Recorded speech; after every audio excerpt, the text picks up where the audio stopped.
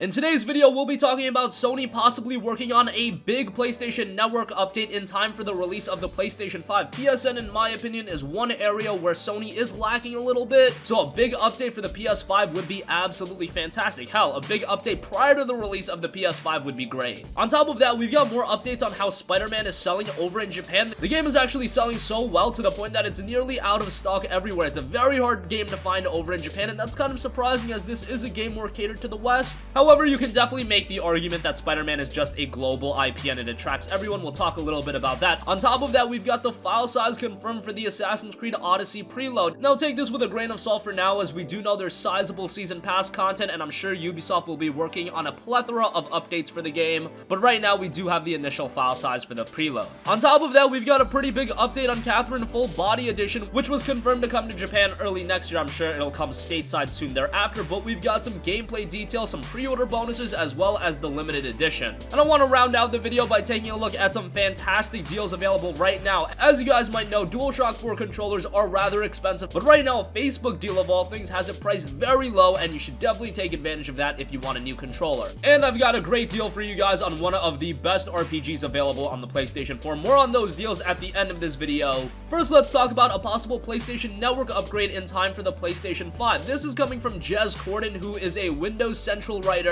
and here's what he tweeted out, quote, "Heard a few rumors Sony might be working on a big infrastructure/platform update for PSN in time for PS5. They're not resting on their laurels when it comes to cloud, it seems." Now, there's a couple of takeaways specifically from that quote. One, it does list infrastructure and platform update for the PSN, but it also lists that they're not going to be resting on their laurels for cloud. As we know, Sony did end up buying Gaikai, and PlayStation Now is something that they are still putting a lot of resources towards, and it's safe to say that Sony is pretty high on cloud gaming for the future. I don't think we're anywhere near to a point where cloud gaming is going to be accepted worldwide. However, it is something like digital gaming that with time it might be accepted more and more, but I do think we are far away from that time period. However, a big infrastructure and platform update for PSN is something we need so badly. Sony is killing it with PlayStation in nearly every area, from the first party games. Even VR is making a lot of progress, and it's building a sizable library. Games and content wise, Sony is absolutely killing it. However, PSN still leaves quite a bit to be desired. Now we're in 2018, and there's a lot of features that really should have been implemented a long time ago. Namely, I think the one that everyone wants is PlayStation Network name changes. I made my PlayStation Network account all the way back in 2009. Yes, it's been 9 years since then. Am I happy with that name? Absolutely not.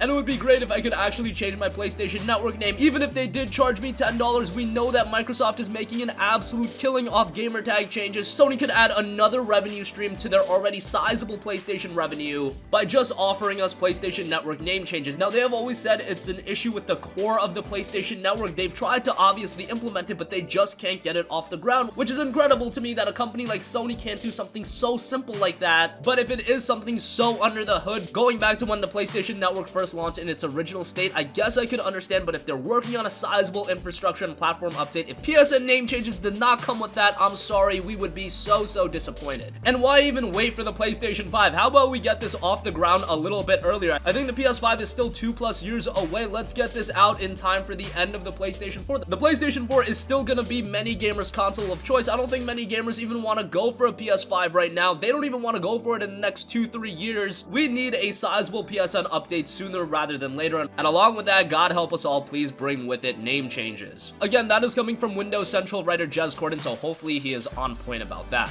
Moving on from that, we've got an update on how Spider-Man on the PlayStation 4 is selling in Japan, and it's safe to say that the game is selling very well. It's coming from Media Crate that the game has sold over 96% of its original retail shipment, and that is pretty ridiculous. A 96% sale-through rate is very good, and that means this game is incredibly difficult to find if you're over in Japan. For the exact number, the game sold around 125,000 units in its first week, and that's a very respectable number for a Japanese release. It's the best launch for a Spider-Man game in that region. However, that goes without saying. None of the Spider-Man games have been that popular, and this, coupled with the fact that the game has been selling incredibly well over in the UK as well, we're really just waiting on how this game performed from a global standpoint and domestically. I really want to see how this game sold in the Americas, because a lot of you guys I saw in the comment section aren't completely sold that this game outsold God of War. But given the fact that it sold twice as many copies in the UK opposed to God of War, I think it's a pretty safe assessment that this is going to end up being the best-selling PlayStation 4 exclusive of all time. So that's great for Sony and the guys over at Insomniac. Their hard work is paying off.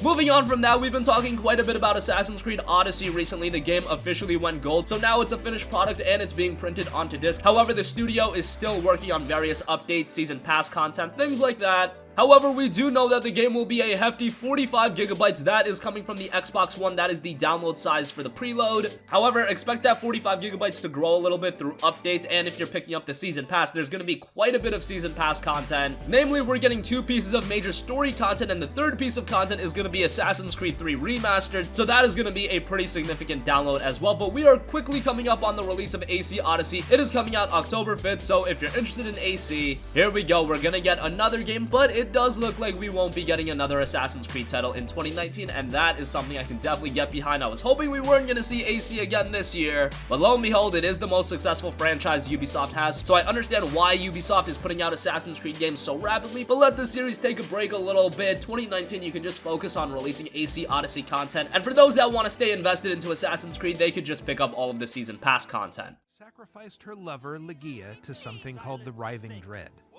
The mob wants an execution, not justice, so right away we're showing them who's boss by kicking a few soldiers off the cliff.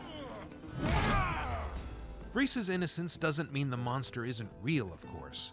Legia's trail leads away from the village and into the heart of a twisting, petrified... Moving on from that, I personally am very excited for Catherine Full Body Edition. It's a game that did rather well over here in the West, given the fact that it's such a zany and off-the-wall game, and you really wouldn't expect a game like this to resonate stateside. However, it did, and now it's coming back to the PlayStation 4 with Catherine Full Body Edition, and if you pre-order the game over in Japan, Persona 5's protagonist Joker will actually be included in the game. Now, he'll only be in the game's Babylon Coliseum mode, so don't expect him to make a presence in the story, but that's still a pretty nice little addition. Also, we know a limited edition for the game is coming with Catherine Full Body Dynamite Full Body Box. Yes, that's quite a long title, but let's go over everything that's coming in that limited edition. You'll be getting a copy of the game for PS4 or PS Vita, an illustrated secret box art, Nero glasses with 2 DLC product codes. That'll get you the Catherine Ideal voice set, as well as the special content Nero glasses. You'll also be getting a 4-disc Catherine and Catherine Full Body soundtrack set. And lastly, you will be getting a 44-page Catherine Full Body art book.